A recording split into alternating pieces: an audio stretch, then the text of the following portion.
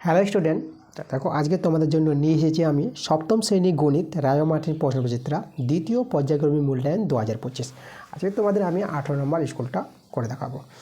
তো চলো 18 নম্বর স্কুলের আমরা প্রশ্নগুলোতে চলে যাই। দেখো আমাদের যে একের 1 নম্বর প্রশ্নটা বলেছে 25/12কে কত দিয়ে গুণ করলে গুণফল 1 পাবো। দেখো 25/12 আছে, তো 25/12কে যদি 12/25 মানে সেই ভগ্নাংশের অন্যান্য ভগ্নাংশ যেটা বলা হয়, ঠিক আছে, সেটা দিয়ে গুণ করলে 12 কেটে যাবে, এদিকে 25 কেটে যাবে, তো কত পাবো গুণফলটা 1। তো কত দিয়ে গুণ করলাম 25/12কে 12/25 দিয়ে গুণ করলাম, তাহলে অ্যান্সারটা হবে 12/25। এবার এই যে আমাদের সংখ্যাটা আছে √/, দিয়ে তার মধ্যে আবার √/, এর মান বের করতে বলেছে, তাহলে আমাদের কী করতে হবে, এদের সরল করতে হবে। দেখো এই সরলটা তোমরা এইভাবে করতে পারবা।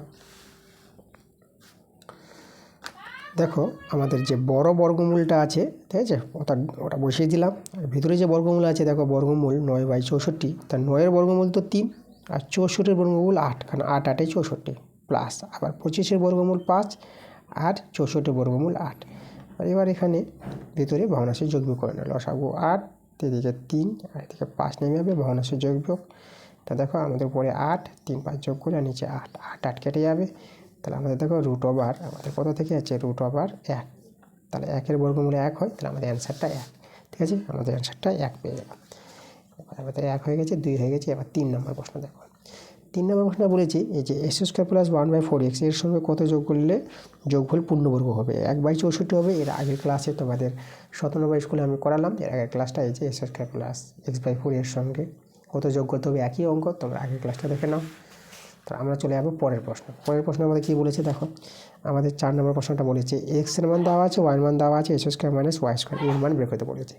তো আমাদের দেখো x² - y² আছে, তাহলে আমাদের এখান থেকে x + y এবং x - y প্রয়োজন পড়বে। তাহলে আমরা প্রথমে x + y আর x - y আমরা কিন্তু বের করে নেব। তো দেখো আমরা যদি প্রথমে যদি x + y বের করছি, x + y, তাহলে x-এর মান কত আছে, x-এর মান আছে a/b + b/a, ঠিক আছে, এটা আছে আমাদের x-এর মান, x-এর মান। আর প্লাস এবার y-এর মান কত আছে, y-এর মানটা আছে a/b - b/a।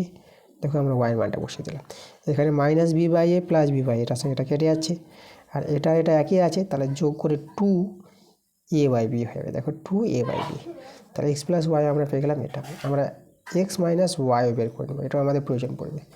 তাহলে a/b + b/a, এই যে আমাদের x-এর মানটা মাইনাস, আর y-এর মানটা এই যে a/b - b/a।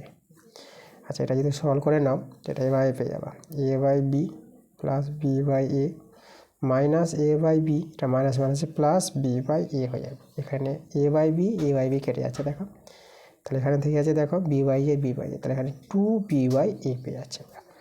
এখন আমাদের যার মান বের করতে বলেছে x² - y² এর মান বের করতে বলেছে, তো এটা আমরা সূত্র ভাঙাবো, a + b × a - b, ঠিক আছে, a² মানে b² সূত্র।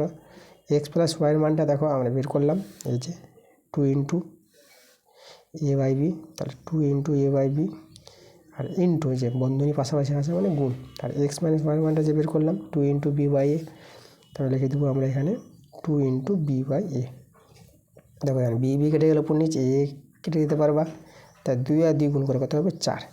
তাহলে আমরা দেখো x² - y² মানটা কত পেয়ে গেলাম 4 পেয়ে গেলাম, এটাই আমাদের অ্যান্সার, ঠিক আছে, এই যে 4 আমরা অ্যান্সারটা পাশে লিখেছি।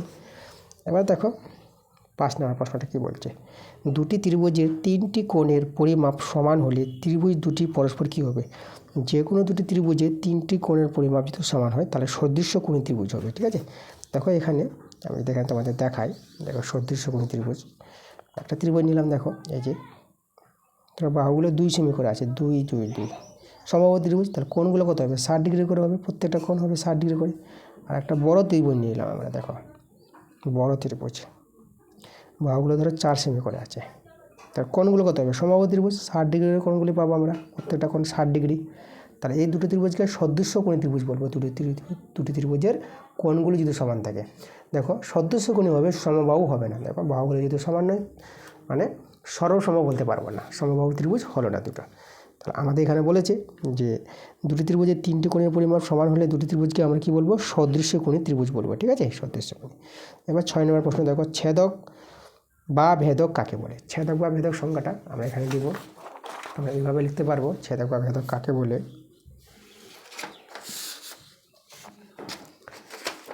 দেখো আমার অ্যান্সারটা এভাবে দাও। দেখো দুটি সরলরেখা আমরা নেব। দুটি সরলরেখা আমরা নিলাম এ বি, একটা সরলরেখা নিয়ে নিলাম, ও বিসি। এ বি ও আচ্ছা বিসি নেব না, আমরা নেব CD. A B O CD দুটি সরলরেখা। আচ্ছা আমি এখানে তোমাদের যদি ছবিটা আগে দেখিয়ে দিই, দেখো এইভাবে দুটি সরলরেখা আমরা নিয়ে নিলাম। এই যে দেখো আমরা ছবিতে এভাবে দেখাচ্ছি, তাই না? আমাদের ছবিতে দেখাচ্ছে যে দুটি সরলরেখা, একটা আমরা নেব এ বি সরলরেখা, আমরা তীর চিহ্নতে দেখালাম। এই যে একটা নিলাম সিডি, এই দুটি সরলরেখা, আর একটা ভেদক যেটা হচ্ছে আমাদের ইএফ। তাহলে এই যে দুটি সরলরেখাকে একটা অন্য সরলরেখা ছেদ করে গেছে, তাই এটাকে বলবো ছেদক বা ভেদক। এই কথাটা আমরা এখানে লিখে দেবো। দুটি সরলরেখা, একটা এ বি, ঠিক আছে, ও একটা সিডি সরলরেখা। এই যে দুটি সরলরেখা এ বি ও সিডি, ঠিক আছে, সমান্তরাল, ঠিক আছে, সিডি কে এত কে অন্য একটি, এখানে আমরা নেব অন্য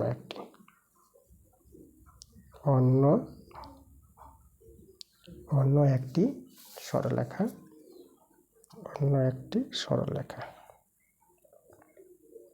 এটাকে আমরা ইএফ বলে দিলাম। ইএফ এটা আমাদের সরলরেখা আছে, সরলরেখার জন্য এবার তীর চিহ্ন দিতে হয়।